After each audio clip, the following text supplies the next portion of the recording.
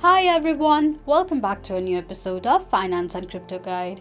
Today in this video, I'm going to show you how you can download your Zipmex application on your Android device. Keep watching the video till the end. To download your Zipmex application on your Android device, firstly go ahead and launch open your Play Store. On the search box at the top, type in Zipmex and make a search.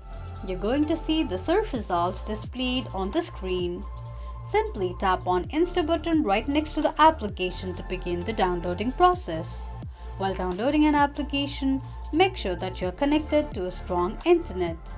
Once the application is downloaded, tap on Open button to launch the application.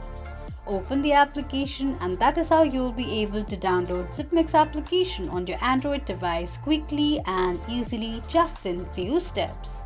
If you have any thoughts or queries, let us know in the comments section. Don't forget to subscribe to our channel.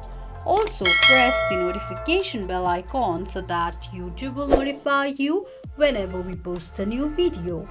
I hope this video was helpful to you. Thank you so much for watching.